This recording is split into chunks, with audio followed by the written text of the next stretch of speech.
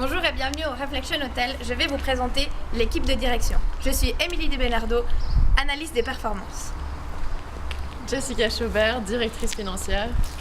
Roberto Carrelore, assistant revenu manager. Bonjour, je suis Emiliano Soapas, responsable de l'investissement et de la satisfaction client. Bonjour, je suis Sophia Sacreider, directrice marketing et distribution. Disposons de 250 chambres, dont 50 premium. Notre hôtel de 4 étoiles jouit d'un emplacement idéal au centre-ville et propose plusieurs services tels qu'un restaurant, une piscine et un espace de conférence pouvant accueillir jusqu'à 200 personnes. Nous proposons également un room service, une lingerie, un service téléphonique international, un parking, un kiosque et un lobby bar. Nous sommes dans un marché concurrentiel avec 11 autres hôtels de caractéristiques identiques aux nôtres. Durant les 3 dernières années, la situation de l'hôtel est en déclin. En effet, le taux d'occupation, l'ADR et le GOP de l'hôtel sont en nette baisse. Notre stratégie est donc de se repositionner comme un hôtel de qualité respectable tout en gardant des prix alignés à la moyenne du marché en medium price. Ainsi, nous avons établi une stratégie de tarification match the competition. En effet, nous préférons favoriser des facilities de bonne qualité à des prix accessibles plutôt que des services de luxe. Étant donné les infrastructures dont nous disposons et en fonction des données de taux d'occupation de chaque segment de l'année précédente pour la semaine et le week-end, nous avons décidé de cibler les bars premium pendant la semaine, les bars standards, les guaranteed, les tours et les small et large groups en semaine et en week-end. Nos objectifs sont avoir un MPI et un RGI au-dessus de 1, un ADR proche de 1, un GOP plus grand que 40% et une guest satisfaction au-dessus de 60%. Pour le premier trimestre, nous avons basé nos prix pour le premier mois sur la moyenne des 4 trimestres des prix de l'année passée, afin de s'aligner au marché et d'adapter nos stratégies de prix à la qualité de notre hôtel en ce début d'année. Afin d'éliminer certains segments, nous avons effectué un tarif plus élevé. Cette stratégie nous a permis de terminer le premier mois avec un MPI et un RGI plus élevé que le marché. Cependant, nos prix étaient tout de même trop bas comparé à la concurrence. Pour remédier à cela, nous avons augmenté nos prix en février et en mars, spécialement dans les segments où les parts de marché étaient supérieures à la part normale de 8,33%. Mais malgré nos indices de pénétration de marché encourageants compris entre 105 et 124, notre revenu n'est pas optimisé car notre ARI est inférieur à celui du marché. Nous avons remarqué que nous avions fait une erreur en fixant nos prix. En effet, nous avons mis des tarifs plus chers le week-end alors que les données historiques montraient une plus faible occupation le week-end. En ce qui concerne le premier trimestre, nous avons commencé l'année avec un budget de 105 000 $. Dès le début de l'année, nous avons décidé d'investir dans le refurbishment avant de garder une qualité constante. Nous avons investi dans des contrats cleaning pour garder notre guest satisfaction au-dessus de 60% et rester ainsi compétitif au niveau du marché. Étant donné que nous voulions attirer des clients business, nous avons investi dans le business center et l'internet dans l'échange de février, ainsi que dans un bureau de change et un express check-in et check-out. Nous avons continué les mois suivants dans la même stratégie en investissant dans un lobby kiosque, étant donné que le tour était un de nos segments principaux. Et nous avons également investi dans un travel et tour desk. Nous avons choisi ces investissements ayant des coûts faibles et un bon retour, excepté pour le business center évidemment, ayant des operating costs importants, mais indispensables pour nos clients cibles, surtout que la plupart des concurrents ont investi dans plus de services que nous.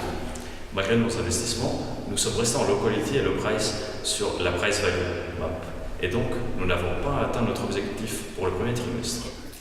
Ceci est dû à notre marketing qui n'était pas assez conséquent, donc les clients ne pouvaient pas connaître nos différents services et nos prix avantageux. Pourtant, nous avons investi environ 4,58% du chiffre d'affaires dans le marketing dès le premier trimestre. Cependant, nous étions largement en dessous des investissements de la concurrence, c'est pour cela que nous avons eu plein de commentaires négatifs de la part des clients. Pour évaluer le meilleur canal de distribution, nous avons investi dans plusieurs canaux, tout en privilégiant les ventes directes afin de voir ce qui marchait le mieux.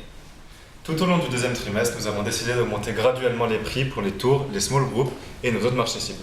Nous justifions cette augmentation des prix par le fait que nos prix sont partout inférieurs à la concurrence et nos parts de marché sont largement élevées. De plus, l'arrivée du Business Center en avril nous permet de justifier cette augmentation des prix. Notre stratégie nous amène encore une fois à un MPI et un RGI au-dessus du marché. Or, nous ne maximisons toujours pas notre revenu avec un ARI en dessous de 1. Nous sommes passés d'un ADR de 183 à 189, prouvant que nous n'avons pas assez augmenté nos prix par rapport au marché où l'ADR est de 203 en moyenne.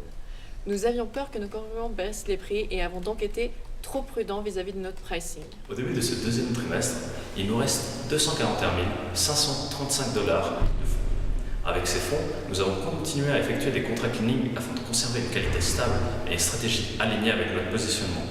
Nous avons également investi dans un valet parking, un retail shop, un concierge. Nous avons fait l'erreur malheureusement de lancer le refurbishment des chambres alors qu'elles étaient au-dessus de 60%.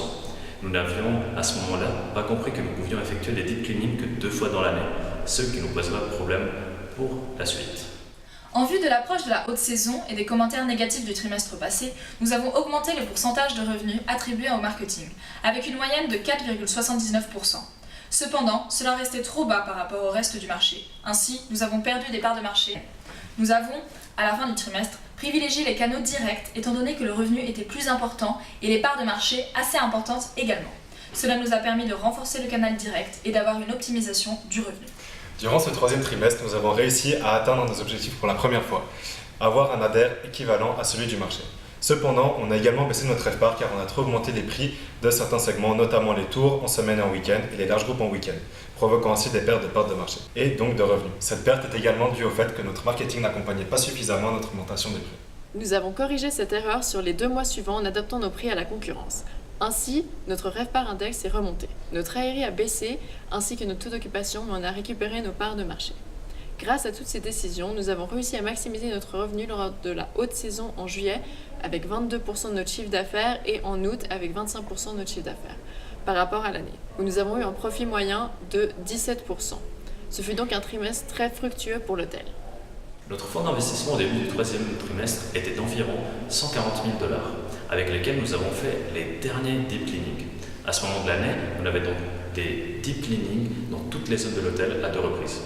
Grâce à la hausse de revenus, nous avons effectué des nouveaux investissements tels que le turn-down service et le music and entertainment, afin d'aligner à nos concurrents et garder une qualité constante. Nous avons également entamé des soft mode redo et des rénovations afin de continuer d'avoir une satisfaction client à 60% minimum dans toutes les zones de l'hôtel. Même si ces investissements nous ont coûté une grande partie de notre fonds d'investissement, il nous semblait nécessaire pour garder une bonne satisfaction client et rester compétitif pour la fin de l'année. Nous avons continué à augmenter nos dépenses marketing car les commentaires clients continuaient à dire que nous n'étions pas visibles.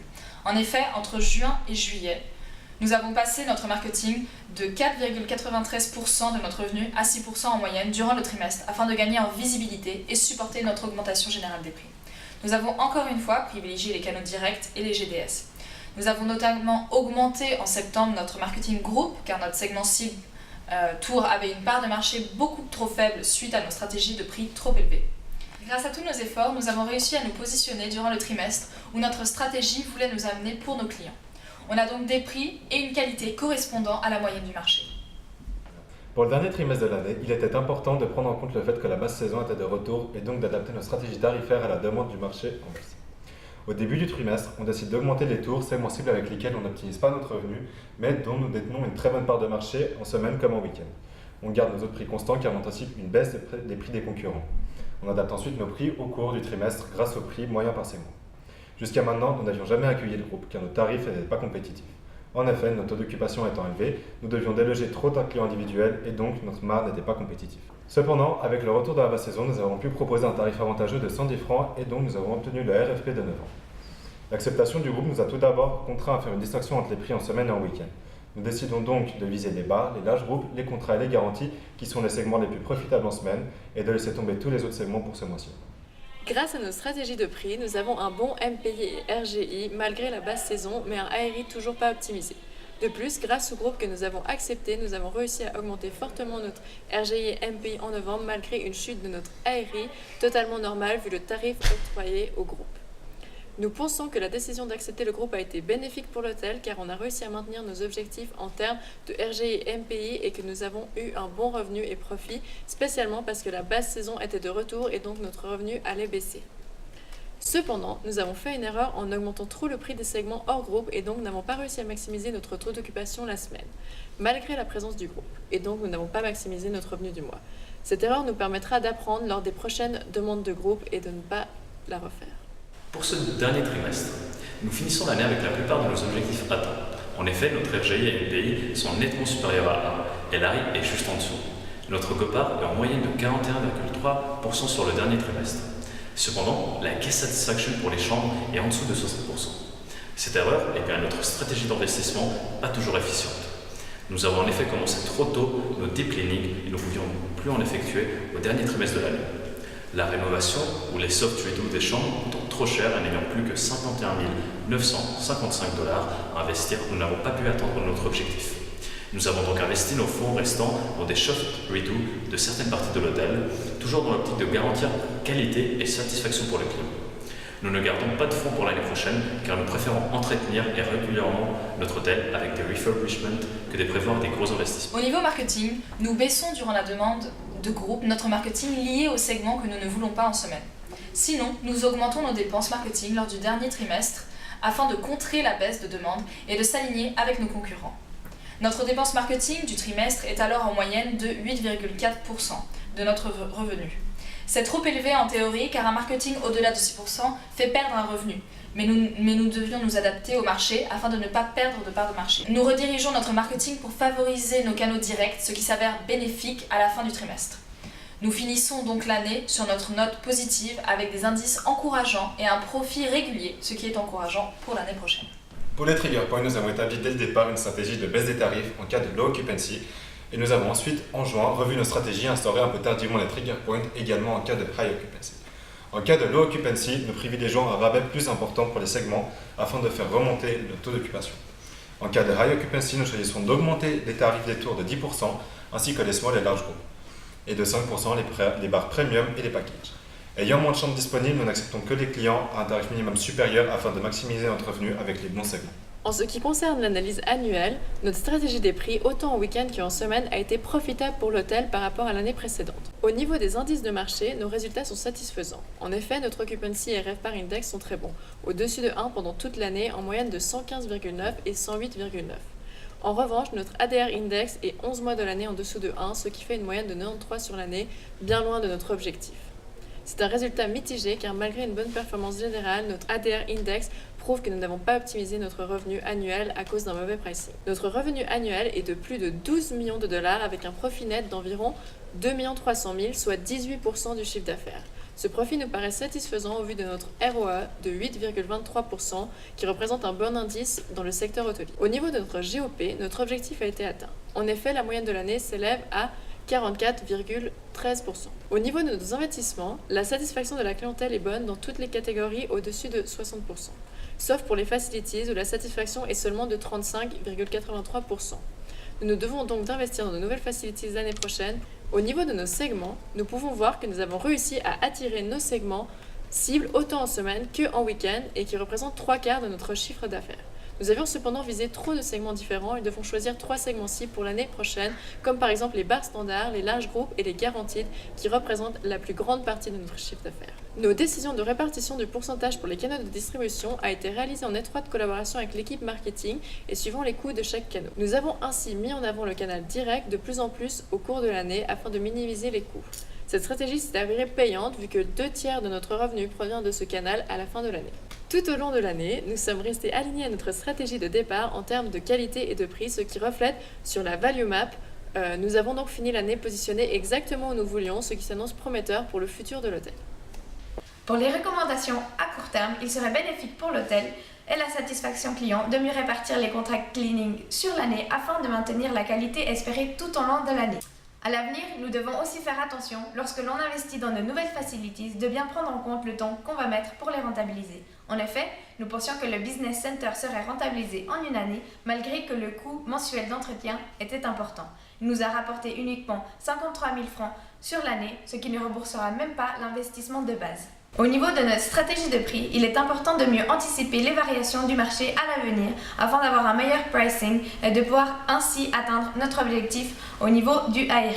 À long terme, nous recommandons de garder la même stratégie de bonne qualité avec un prix moyen. Il faut donc s'assurer que les infrastructures soient bien entretenues et que les services offerts par l'hôtel soient alignés à la concurrence directe de l'hôtel afin de garder un bon taux d'occupation et donc un bon revenu.